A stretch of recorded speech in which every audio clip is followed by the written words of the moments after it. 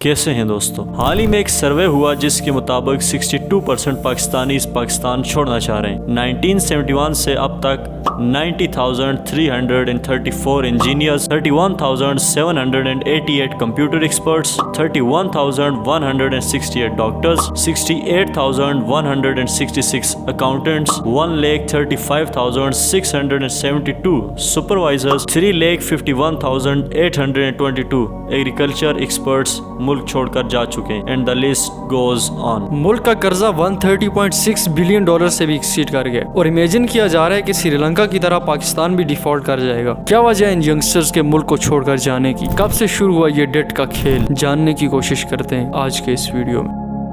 मुसलसल खतरात और खदशात बढ़ रहे हैं कि कहीं पाकिस्तान श्रीलंका की तरह डिफॉल्ट तो नहीं कर जाएगा। It's no secret that Pakistan's economy is in dire straits. Citizens there are dealing with rising inflation and unemployment. Pakistan का इशू नहीं कि ये अब एक कोरोना की वजह से दुनिया के अंदर जो सप्लाई शॉर्टेजेस हुई ये अब उसकी लहर आई हुई है और इससे पाकिस्तान के लिए मिला। Mia Mohammad Shehbaz Sharif Saab is declared to have been elected as the Prime Minister of the Islamic Republic of Pakistan.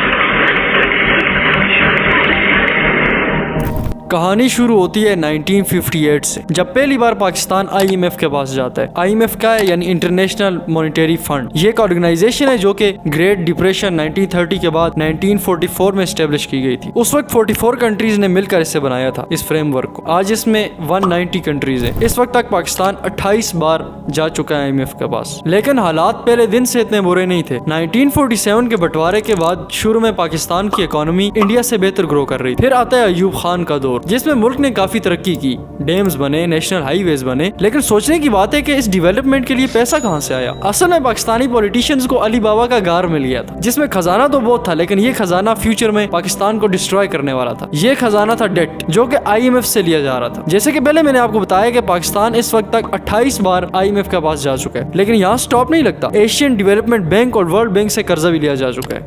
Wait, अगर इतना खजाना मिला है तो फिर ये गया कहाँ? यही तो प्रॉब्लम है। अगर डेट से आया हुआ पैसा मुल्क की डेवलपमेंट के लिए यूज हो तो वो आइंदा मुल्क के लिए बेनिफिशियल होता है। किसी भी मुल्क की डेवलपमेंट के लिए मैटर करता है कि उसका बजट कहाँ खर्च हो रहा है। अगर बजट इन तीन चीजों यानी कि एजुकेशन, स्किल डेवलपमेंट और इंफ्रास्ट्रक्चर पे खर्च हो रहा है तो इसका मतलब है कि आने वाले वक्त में मुल्क तरक्की करेगा। चलो देखते हैं कि पाकिस्तान का मैक्सिमम बजट कहाँ खर्च होता है। पाकिस्तान के टोटल बजट में से 17.5% आर्मी को जाता है। सलामी का खूबसूरत अंदाज, सिंध रेजिमेंट का दस्ता सलामी के शिकूर की जानिया।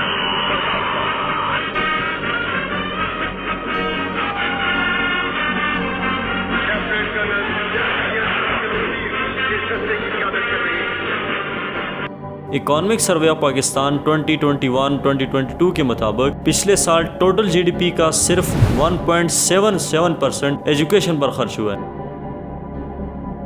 और लिटरेसी रेट 63% है और इंफ्रास्ट्रक्चर पर टोटल GDP का 5% खर्च हुआ है। अब इन सब सिचुएशन के चलते फॉरेन कंपनीज पाकिस्तान क्यों आएंगी? फॉरेन कंपनीज उन्हीं कंट्रीज में इन्वेस्ट करती हैं जहां सेफ और स्टेबल पॉलिटिकल एनवायरनमेंट हो। 75 इयर्स की हिस्ट्री में पाकिस्तान में 29 PMs बदल चुके हैं और इनमें से एक ने भी अपने 5 साल पूरे नहीं किए। अब जब कंपनीज ही नहीं आएंगी तो ऑब्वियसली बेरोजगारी तो बढ़ेगी। आप लोग सोच रहे होंगे कि 130.6 बिलियन डॉलर का कर्जा लेने के बाद पाकिस्तान डिफॉल्ट क्यों करने लग रहा है? तो इसका कारण है भाई करप्शन। ट्रांसपेरेंसी इंटरनेशनल के मुताबिक 180 कंट्रीज में से Pakistan 140th most corrupt countries में से आता है। साल 2017 में प्राइम मिनिस्टर नवाज शरीफ के करप्शन के केसेस सामने आए, जिसके बाद उन्हें इस्तीफा देना पड़ा। नवाज शरीफ को ताहयात नाअहल करार दे दिया गया है। फिर आती है इमरान खान की सरकार, जो कि दावा करती है मुल्क से करप्शन और पॉवर्टी को खत्म करने का। इमरान खान के टाइम पीरियड में होने वाली ग्रोथ को अगर डेट में देखें, डेप्थ में नहीं, डेट में यानी कर्ज में, जो कि सबसे ज्यादा लिया जाता है पाकिस्तान के दोस्त मुल्क चाइना से। दूसरा मुल्क अगर किसी कंट्री को कोई लोन देता है तो वो 1 से 3% इंटरेस्ट चार्ज करता है, लेकिन चाइना 4.6 से 6% चार्ज करता है। खैर सारा पैसा तो करप्शन की जद में आ गया, लेकिन यहाँ एहसन इकबाल साहब लाते हैं इस सारे इकोनॉमिक क्राइसिस का एक हल। वो ये है कि हम चाय के 1-1 कप और 2-2 कप कम कर दें। ये भी कौम से अपील करूंगा कि हम चाय की 1-1 प्याली 2-2 प्यालियां कम कर दें, क्योंकि जो चाय हम इंपोर्ट करते हैं वो भी हम उधार लेकर इम्पोर्ट करते हैं। और करप्शन करके हमने जो पिछले 70 सालों से जो पैसा बाहर रखा हुआ है वो नहीं लाना। पाकिस्तान की इस हालत की एक वजह रशिया यूक्रेन वॉर भी है, जिसका असर ऑयल की प्राइसेस पे पड़ा, जिस वजह से फूड इनपुट बहुत महंगा हो गया। यहाँ से पाकिस्तान बैंकरप्सी की तरफ गया। लेकिन इन सारे हालात में पॉलिटिशियंस ने इकोनॉमी को बचाने की बजाय अपनी हुकूमत को बचाने की कोशिश की। एक बार फिर से हार्श डिसीजंस की बजाय लोगों में सब्सिडीज बांटी गई। इस टाइम में पूरी दुनिया में पेट्रोल के प्राइसेस बढ़े, लेकिन पाकिस्तान ने लोन लेकर लोगों को सस्ता पेट्रोल दिया। लेकिन इसके बावजूद भी इमरान खान की हुकूमत नहीं बची। After a nearly 14-hour standoff between Imran Khan's ruling party and the opposition. 174 members have recorded their vote in favor of the resolution. Consequently, the resolution for vote of no confidence against Mr. Imran Khan, the Prime Minister of Islamic Republic of Pakistan, has been passed by a majority of the total membership of the National Assembly.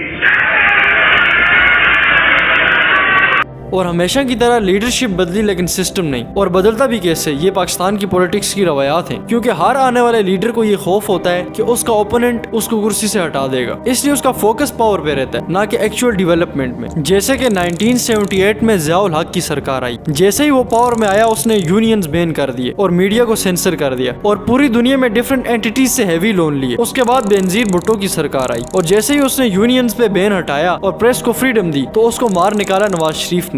और यही सब कुछ चलता आ रहा है पिछले 70 सालों में। यही सब चलता रहा तो पाकिस्तान ऐसे ही बैंकरप्ट कर जाएगा जैसे हाल ही में श्रीलंका ने किया था। और इसका हल 1 कप या 2 कप चाय छोड़ना नहीं, बल्कि बजट को राइट जगह यूज करना और करप्शन को खत्म करना है। मिलते हैं किसी अगली वीडियो में अगले टॉपिक के साथ।